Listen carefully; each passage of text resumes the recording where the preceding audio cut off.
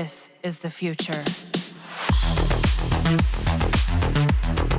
I fully understand that there are still content to look forward before we even consider content coming next year. There's the upcoming Veilbreaker update that packs a lot of quality of life improvement, nerfs, buffs, and a whole lot of good content compared to Angels of Zariman. Don't get me wrong, Angels of Zariman brought a couple of new solid additions to the game, but it's kind of short in my opinion. The Veilbreaker update is packed with goodness. Even I know some of you don't like the AoE nerf, but, like I always said, it was necessary to balance the game. And always remember, when a meta leaves in Warframe, there will always be a new one. It's been a while since I have been excited for new content. As a long-time player, I really love to see some content that are considered game changer. And, the latest Touch and Hunts is pretty interesting for me since it doesn't just give a new challenge, but also rewards that will eventually make our Warframe stronger.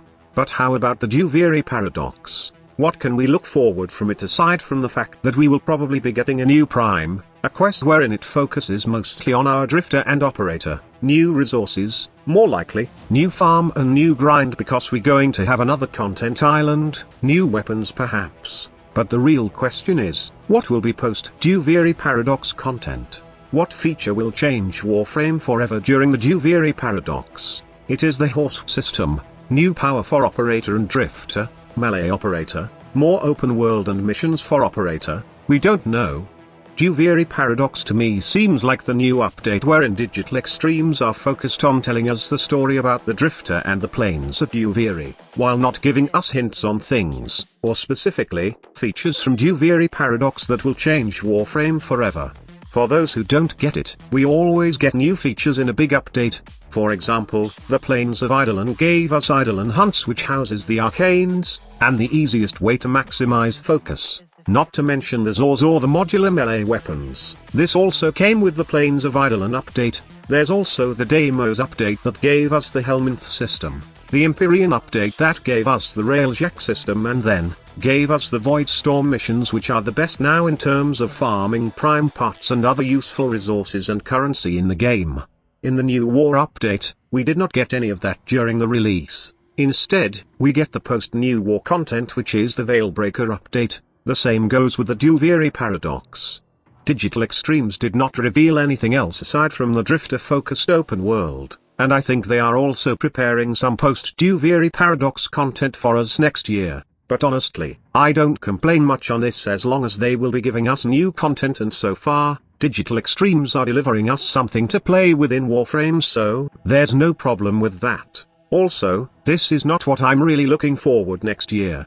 Last DevStream 163, the developer tackled everything coming about Veilbreaker update, and they have added interesting bits for the future of Warframe, moving forward. After Veilbreaker and the Duviri Paradox update, Digital Extremes said that they'll be working on raids. You know, the past trials? That mode wherein we can go with 8 members and finish a mission that has gameplay mechanics and boss fights? Digital Extremes did hint that they'll be possibly bringing raids way back when they were just teasing the new war, and we even thought that they'll be integrating a new raid system in the new war update. Well, it's pretty solid if they did that, because it's a war, and raid can be integrated on it with boss fights, spaceship fights, sentient battles, and all that stuff. Honestly, I think it was a missed opportunity, but it looks like they don't have the asset back then to pull off a raid system for the new war update. It was the best time, in my opinion, to finally bring back the raid system, but I'm still glad that even if it did not come out during the new war, Digital Extremes finally are in line with bringing back the raid system. However, I am hoping that it is not the old raid system, because it has some flaws, mainly being locked to players. It is a good thing that it is accessible by long-time players who have collected enough power to go against the raid bosses and mechanics, but sometimes it is not that good as elitism exist.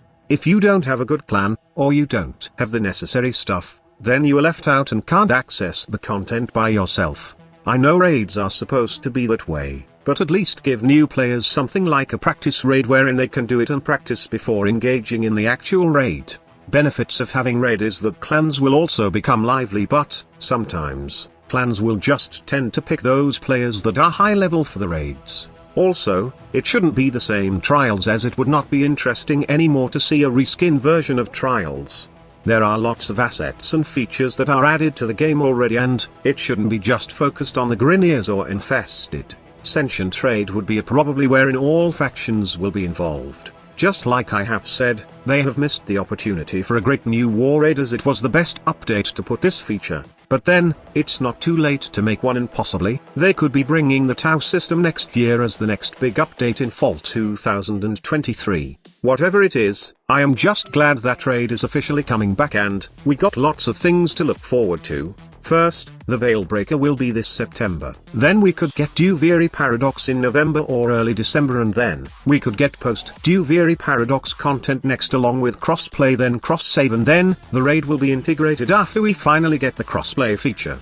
Warframe is stacked for next year, and I can't wait for the new journey. And yes, I forgot to mention that Soulframe is also in development, and we could expect an early test next year, or if not, then we could hear more details and see a gameplay reveal, which is also exciting. From all the content I have said, which are you most excited for? Write it down in the comment section, and let us discuss it. Thank you so much for watching. Squad Leader signing off.